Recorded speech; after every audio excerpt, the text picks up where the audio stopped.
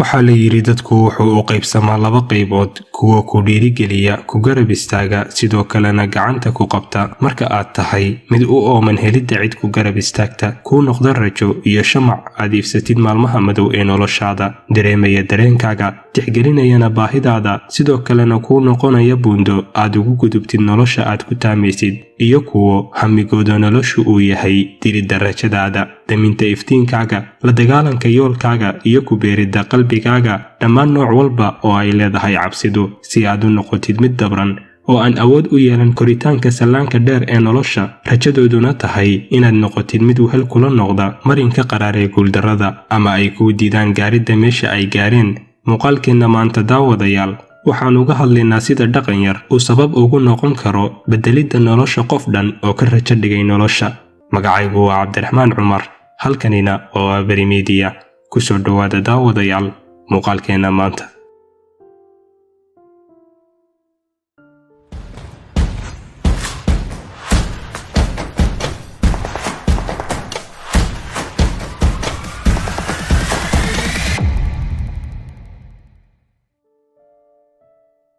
mar dhexdana waxaa jiray arday dhigan jiray iskool, wuxuu ahaa mid ku suman caqli yaraan, sidoo kalena ay ku eegi jireen dhammaan ardaydii fasalkiisu indho liiditaan iyo jees ku dheehan yahay, heer uu aaminay inuu yahay caaqibo beel aan waxba ku soo kordhin karin fasalkiisa, waxayna u noqotay aamusnaanta iyo afgaabnidu sumad uu kaga gabado ka qayb qaadashada dhammaan dhacdooyinkii fasalkiisa.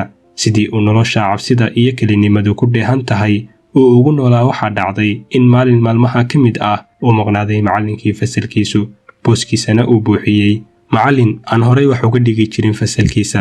wuxuu bilaabay qoridda iyo sharaxaadda casharka.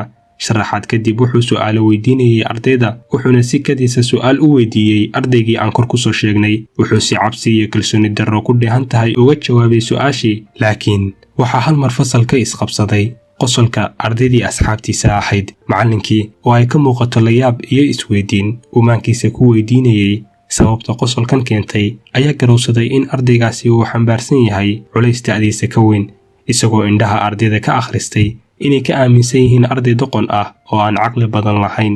markii ay dhammaatay xiisaddii, ardaydiina ay baxeen, ayuu macallinkii u yeeray ardaygii. kadib waraysi kooban, wuxuu garowsaday inuu dareemayo kalsooni darro uu ku qabo naftiisa, taasi oo ay sababtay hadalladii iyo jeeskii joogtada ahaa ee uu kala kulmayey ardaydii asxaabtiisa ahayd. kadibna si uu ugu soo celiyo kalsoonidiisa, wuxuu ugu qoray warqad dhowr sadar oo gabay ah. kadibna wuxuu ku yidhi, u soo xifdi gabaygan sida magacaaga, hana u sheegin ardayda kale. maalin kadib waxaa dib la isugu soo noqday fasalkii, wuxuuna macallinku ku qoray sabuuradda gabaygii uu shalay u qoray ardayga.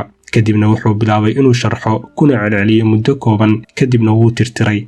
markii uu tirtiray, wuxuu weydiiyey ardaydii yaa xifdiyey gabaygii aan hadda ku qoray sabuuradda oo dib ugu celin karaya. dabcan ardaydii oo dhan way aamuseen, maxaa yeelay waqti badan oo ay ku xifdiyaan ama ay kuba fahmaan macallinku horay uma siin, taasoo mustaxiil ka dhigtay inay xifdiyaan. muddo yar kadib waxaa gacanta si xishood iyo noqnoqosho ku jirto u taagay ardaygii uu shalay macallinku sida sirtaa ugu qoray gabayga. dabcan sida aad ku fakaraysid daawade, ardaydii mid walba wuxuu bilaabay inuu hoos u qoslo, iyagoo aaminsan in waxa ay iyagu xifdin waayeen aysan macquul ahayn inuu isagu xifdin karo. laakiin wuu akhriyey wuuna dhammaystiray, taasoo layaab iyo filan waa ku noqotay qof walboo fasalka joogay.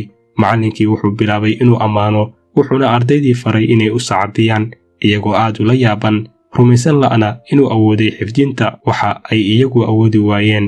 wuxuuna macallinkii ahaa mid maalin walba tallaabadaasi sameeya. wuxuu si qarsoodi ah u siin jiray cashar ka beri, isaguna wuxuu ahaa maalin walba ardayga keliya ee fasalka loo sacabiyo. waxaa kobacday kalsoonidii uu ku qabay naftiisa, wuxuuna yeeshay dhiiranaan iyo geesinimo baaxad weyn. waxaa kobacday aqoontiisii iyo falcelintiisii fasalka. wuxuu garowsaday inuu awood u leeyahay inuu la tartamo ardayda kale ee fasalka ku wehelisa, uuna kaba badin karo. waana tallaabooyinka uu ku guulaystay xaqiijintooda, isagoo noqday mid garowsada inuusan ahayn doqon aan caqli badan lahayn, sidii uu ugu yeeri jiray macallinkiisii hore. kalsoonidii iyo dhiiranaantii uu yeeshay waxay ka dhigtay mid xaqiijiyo guulo isdaba joog ah. wuxuu ka mid ahaa ardaydii ugu saraystay fasalkiisa imtixaanka. wuxuu ka qalinjabiyey iskoolkii, wuxuu bilaabay jaamacad, wuxuu qaatay master, wuxuuna bilaabay diyaarinta darajada ugu saraysa waxbarashada ee PhD-ga. waa hubaal daawade inay tahay sheekadani mala awaal, laakiinse waxaa xaqiiqo ah inay ka turjumayso waaqaca adag ee dhallinyaradeena.